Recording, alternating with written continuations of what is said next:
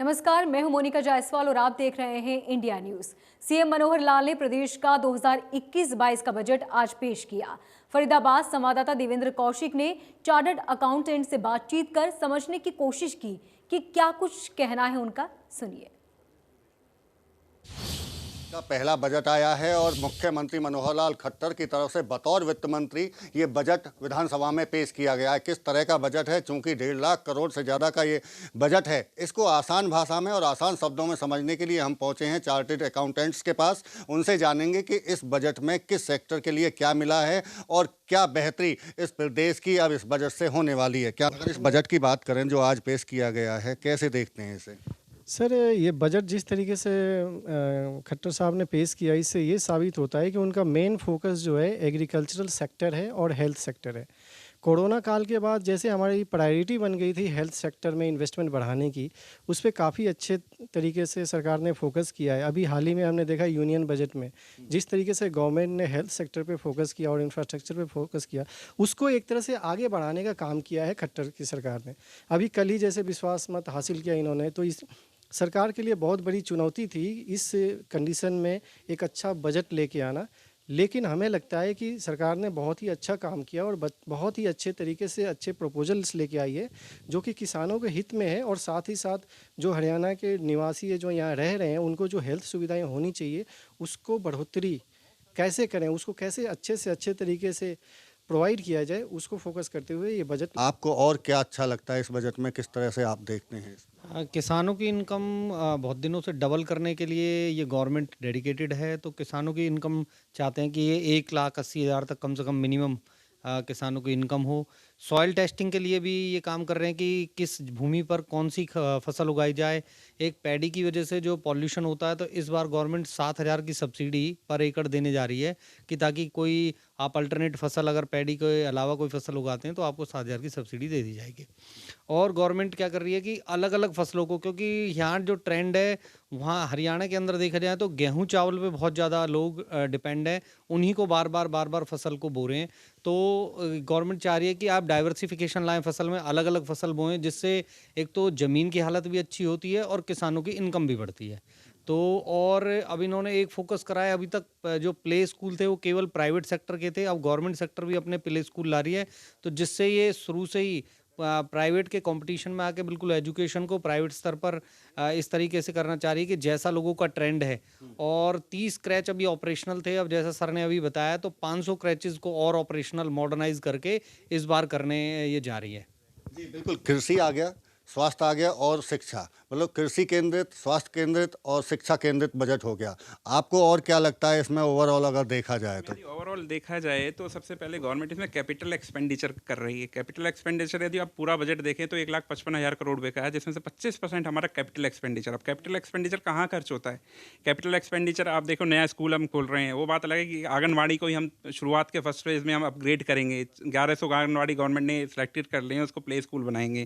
Crunch की बात हो ही चुकी है। आप 2 सिटी हिसार और पंचकूला जो गवर्नमेंट का स्मार्ट सिटी परियोजना थी, अब हरियाणा गवर्नमेंट भी इसे स्टेट लेवल पर आ रही है और हमारे जो हिसार और पंचकूला को अपनी स्मार्ट सिटी हरियाणा गवर्नमेंट ही बनाएगी। तीसरा क्या है कि हमारे यहाँ हर हर जो डिस्ट्रिक्ट वाइज हमारे जो हॉस्पिटल हैं गवर्नमेंट, उसमें 200 एडिशनल बेड, यदि आप 200 आप देखें तो एक नया ऑलमोस्ट एक new hospital government after corona काल के बाद इतनी बड़ी इन्वेस्टमेंट हेल्थ सेक्टर में करनी जा रही है। तो अपने आप में ये कैपिटल एक्सपेंडिचर अपने आप को, और अभी जो ये इन्होंने अभी 75% जो अपने प्राइवेट सेक्टर में इन्होंने इसमें गवर्नमेंट जो इसमें निर्धारित किया है, इसके अंदर आप देखें तो 50,000 पहले ईयर में ही 50,000 लोग हम सोच रहे हैं कि हम प्राइवेट सेक्टर में 50,000 लोगों की हम कहीं ना कहीं इस प्रोविज़न के आधार पर नौकरी का प्रावधान हो जाए। कितना नंबर देना चाहेंगे इस बजट को, चूंकि आपने बेहतर बजट इसको बताया है? मैं 10 में से 9 दूंगा, क्योंकि कैपिटल एक्सपेंडिचर आप देखें किसी भी चीज़ में, सीवेज ट्रीटमेंट प्लान में हम देखें तो हमारे बड़ी बड़ी योजना हमारी चल रही हैं, तो हमारे कैपिटल एक्सपेंडिचर बहुत मैसिव स्केल पे हो रहा है। तो 10 में से मैं इसे 9 नंबर दूंगा। निश्चित तौर से देखिए, अगर बात करें तो चार्टर्ड अकाउंटेंट थे ये जो बजट की आसान शब्दों में बता रहे थे कि बेहतर बजट एक मुख्यमंत्री मनोहर लाल की तरफ से बतौर वित्त मंत्री पेश किया गया है, जिसमें तमाम सेक्टर्स के लिए कुछ ना कुछ दिया है। फरीदाबाद से देवेंद्र कौशिक, इंडिया न्यूज। भवन निर्माण कामगारों को मिलने वाली मदद की मांग को लेकर श्रम विभाग के industrial safety and health wing के ऑफिस में मजदूरों ने प्रदर्शन किया। मजदूरों का कहना है कि industrial safety and health department के कार्यालय के 2 साल से चक्कर लगा रहे हैं। विभाग की तरफ से सैकड़ों मजदूरों के फॉर्म रिजेक्ट कर दिए गए, जिसको लेकर आक्रोशित महिला और पुरुष कामगार कार्यालय पर प्रदर्शन करने पहुंच गए। मामले में अधिकारी ने चुप्पी साध ली और कुछ भी कहने से साफ इनकार कर दिया। बता दें कि कन्यादान, टूल किट, कपड़ों के लिए रुपये, चिकित्सा, साइकिल, स्कॉलरशिप और बच्चों की फीस समेत 22 तरह की मजदूरों से जुड़ी गई सुविधाएं सरकार देती है।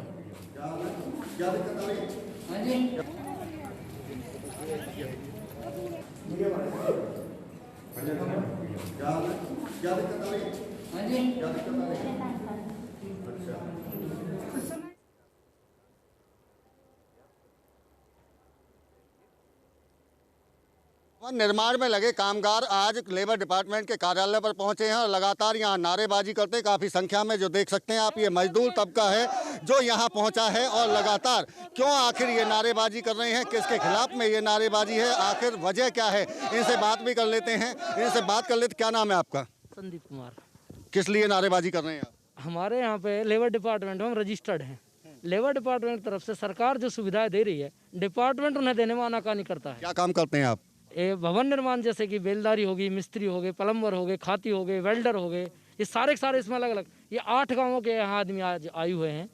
8 गाँवों के जो आदमी हैं, हथीन ब्लॉक से पलवल, यहाँ से 70 किलोमीटर दूर हमारा गाँव पड़ता है। ये हमारा 20वां चक्कर है आज। क्या है मांग, क्या है आपकी? हमारी मांग ये है कि यहाँ पे जो अधिकारी वो 6 महीने से नहीं बैठ रहे। आज उनसे जो ऊपर अधिकारी डीडी श्री धर्मेंद्र कुमार जी, आज उनसे मिले हम। उन्होंने कहा है कि हम इन पर कार्रवाई करेंगे और आपकी जल्दी जल्दी जितनी मदद होगी हम करवाएंगे। सरकार की सुविधाओं को ये अधिकारी कहीं ना कहीं पैसे नहीं दे रहे हैं। क्या नाम है आपका? सीमा। किस लिए आए हैं यहाँ? 2 लड़कियों की शादी करी है, उसका कागज जमा करे थे और पैसे नहीं आ रहे अभी। कितना टाइम हो गया है? टाइम है साल से भी ज़्यादा होगी। क्या कहते हैं अधिकारी जब आप आते हैं? यहाँ जो कह देते हैं कि जी अभी काम चल रहा ना है। अच्छा, आपका क्या नाम है? माया। आप किस लिए आए हैं? आपकी क्या डिमांड थी? हम आए शादी के फार्म भरे लड़की के, तो उसके पैसे ही नहीं मिले। कई साल लगे डोले डोले। जी, तो आप साफ तौर से सुन सकते हैं कि जो तमाम तरह की हरियाणा सरकार की तरफ से जो भवन निर्माण में जो कामगार लगे हुए हैं, उनको जो सहूलियतें या पैसे दिए जाते हैं, उन पर कहीं ना कहीं जो अधिकारी हैं वो कुंडली मार कर बैठे हैं। और इनकी जो शिकायतें थी पिछले लगातार 2 साल से, ये फार्म इन्होंने जमा किए थे लेकिन उनको रिजेक्ट कर दिया गया। और ये जो मेरे हाथ में आप जो देख रहे हैं, ये वो पर्चा है हरियाणा सरकार की तरफ से जो इन कामगार मजदूरों के लिए बनाया गया है, जिसमें तमाम तरह की, करीब अगर बात करें तो 22 तरह की जो सहायता है वो इसमें दी जाती है। अगर मैं बात करूं तो देखिए, छात्रवृत्ति योजना, मातृत्व लाभ, इसके साथ साथ में कन्यादान, अक्षम बच्चों को वित्तीय सहायता, मुख्यमंत्री श्रमिक सम्मान योजना, इस तरह की करीब 22 तरह की जो योजना है जिनमें सरकार की तरफ से पैसे दिए जाते हैं। लेकिन एक अधिकारी की लापरवाही के चलते ये पिछले लगातार 2 साल से परेशान है। और ये वो मजदूर हैं जो रोजाना कहीं ना कहीं जो दैनिक वेतन पर काम करते हैं, लेकिन अपनी मजदूरी छोड़कर आज इस कार्यालय के चक्कर लगाते हुए यहाँ दिखाई दे रहे हैं। और ये जो कार्यालय है, विभाग है, वो लेबर डिपार्टमेंट का, इंडस्ट्रियल सेफ्टी एंड स्वास्थ्य का जो डिपार्टमेंट है, उसके अधिकारियों पर ये तमाम तरह के सवाल खड़े हो रहे हैं। फरीदाबाद से Devendra Kaushik, India news.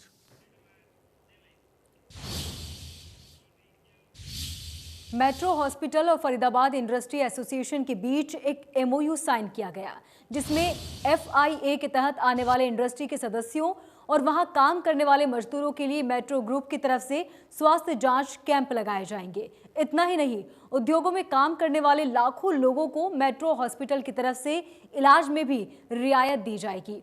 MOU sign करने के बाद मेट्रो ग्रुप के चेयरमैन डॉक्टर पुरुषोत्तम लाल ने कहा कि आम लोगों तक हम स्वास्थ्य सुविधाएं पहुंचाने की कोशिश कर रहे हैं। फरीदाबाद के लोगों के लिए बड़ा कदम होगा।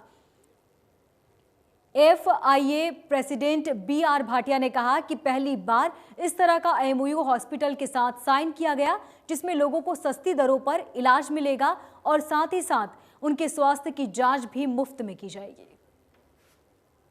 बाबूजी थोड़ा सा जो मेन आइडिया है वो है अवेयरनेस, कि हमें सभी लोगों में अवेयरनेस पैदा करनी, और अवेयरनेस पैदा की जाएगी जनरल चेकअप से। तो हम मल्टीपल कैंप्स लगाएंगे और उसमें आजकल भी हम मॉर्निंग में कैंप लगा रहे हैं सभी लोगों के लिए।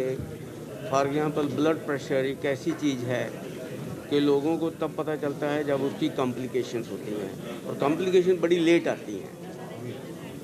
तो हम चाहते हैं कि ये जो भी प्रॉब्लम्स हैं अगर उनको अर्ली स्टेज पर पिकअप कर लें। मैं तो चाहूँगा कि कोई बीमारी ना हो, किसी को इलाज के लिए कहीं जाना भी ना पड़े, लेकिन अगर कोई होगा तो उसके लिए फैसिलिटी होती है। ESI भी है, ESI और इसमें फर्क करें तो बेटर। मेरे ख्याल से ESI का भी ट्रीटमेंट कोई गलत नहीं होता।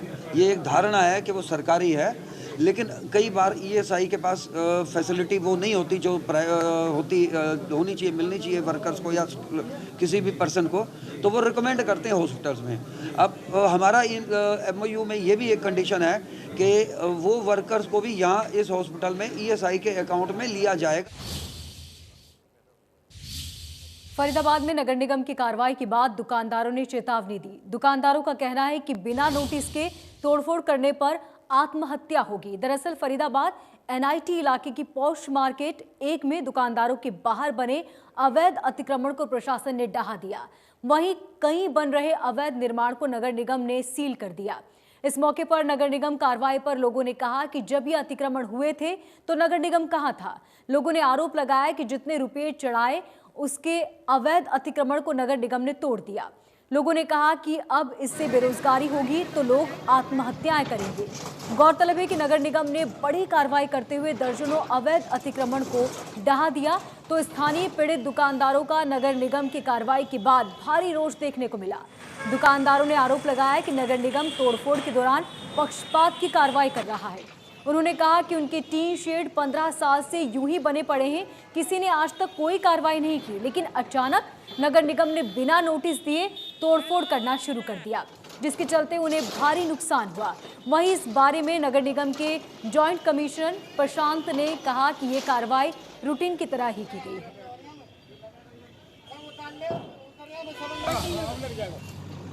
तो हमारे से पैसे इकट्ठे करते गुंडा राज को इन्होंने बना रखा है।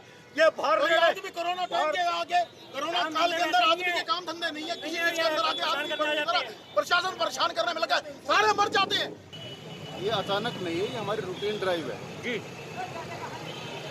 इसमें लगभग सर कितनी इमारतों को सील करा गया है और कितने अतिक्रमण ध्वस्त किए गए हैं? ये हम कम से कम 20 से 25 यूनिट सील कर चुके हैं और 15 से 20 साइट पर एंटी एनफोर्समेंट ड्राइव चला चुके हैं। अब आप खुद देख रहे हैं कि ये जो है कंटिन्यूअस हमारी ड्राइव चल रही है। फरीदाबाद में हल्की बरसात ने किसानों की चिंता बढ़ा दी है। गेहूं समेत कई अन्य फसलों में बारिश के चलते भारी नुकसान होने की आशंका है। इंडिया न्यूज हरियाणा की टीम ने खेतों का जायजा लिया। किसानों का कहना है कि बरसात से गेहूं की फसल हल्की हो जाती है और सब्जी की फसल भी खराब होने की संभावना रहती है। किसानों को इस बात की चिंता भी सता रही है कि बरसात और बढ़ती है तो फसलों को भारी नुकसान होगा।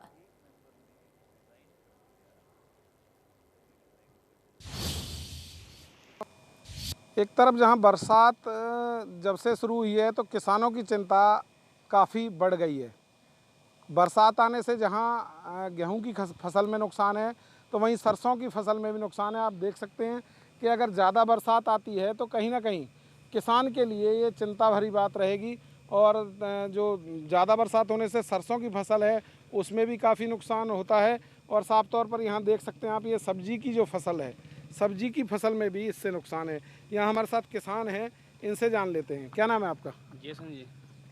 क्या मानते हैं जो बरसात आ रही है अगर ज़्यादा और आती है तो नुकसान होगा? हाँ, नुकसान हो गया। अभी सारे पेड़ टूट गए और से पाल पेड़ पत्ते से फट गए हैं, गेहूँ भी खराब हो गए हैं। गेहूँ खराब हुए? हाँ जी। क्या दिक्कत आ रही है? लेटे पड़े हैं जी, दाना सही नहीं बने तो उसमें उतर जाता है। गेहूँ। तो अभी जो बरसात आई है उससे कितना नुकसान है? अब नुकसान है उससे भी नुकसान है। हाँ, और अगर और ज़्यादा आती है उससे तो और ज़्यादा फिर नुकसान हो गया सर जी। काफ़ी ज़्यादा नुकसान। हाँ जी, चिंता है इस बात? चिंता तो है सर जी। तो कहीं ना कहीं साफ तौर पर कह रहे हैं कि बहुत ज़्यादा अगर बरसात और आती है तो उससे और ज़्यादा नुकसान होगा। हालांकि अभी भी नुकसान है, क्योंकि गेहूं की फसल पर इसका बहुत ज़्यादा फर्क पड़ने वाला है, क्योंकि गेहूं है जो वो इनके हिसाब से उतर जाता है। हल्का गेहूं जो है, जिसको बोलते हैं, उतरने का मतलब होता है कि हल्का गेहूं हो जाता है बरसात आने से। अब क्योंकि जो गेहूं पर पूरा जो दाना है वो बन रहा है और अब जो पकने की कगार पर है फसल, इससे आगे जैसे ही धूप बढ़ेगी तो ये पकने की कगार पर है फसल। और अब किसान को इस बात की भी चिंता है कि कहीं अगर बरसात और ज़्यादा आती है तो और ज़्यादा उनका नुकसान हो सकता है। सब्जियों में भी नुकसान है और जो सरसों की फसल है उसमें भी नुकसान है। पृथला से इंडिया न्यूज़ के लिए राजेंद्र दहिया। ग्रेटर फरीदाबाद में अमोली ग्रुप हाउसिंग सोसाइटी द्वारा भंडारे का आयोजन किया गया। इससे पहले हवन का भी आयोजन किया गया, जिसमें खुद केंद्रीय राज्य मंत्री कृष्णपाल गुर्जर मौजूद रहे। कार्यक्रम आयोजक हितेश ने बताया कि ग्रेटर फरीदाबाद में अमोली द्वारा इस कार्यक्रम का आयोजन कराया गया। कार्यक्रम में शहर के तमाम लोग मौजूद रहे। तो अमोली ग्रुप सोसाइटी ने ये भंडारे का आयोजन कराया, जिसमें तमाम लोग पहुंचे। इसके साथ ही केंद्रीय मंत्री कृष्णपाल गुर्जर भी यहां पर मौजूद रहे। भंडारे के साथ ही हवन का भी आयोजन किया गया।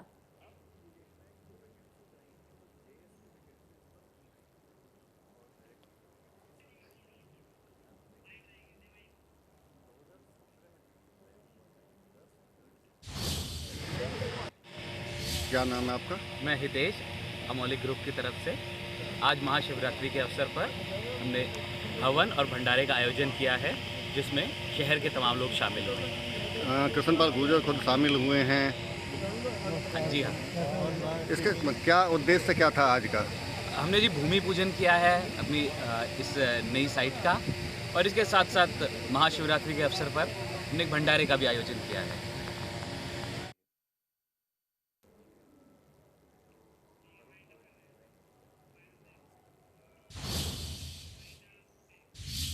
इस बुलेटिन में फिलहाल इतना ही। लगातार खबरों को जानने के लिए देखते रहिए इंडिया न्यूज़।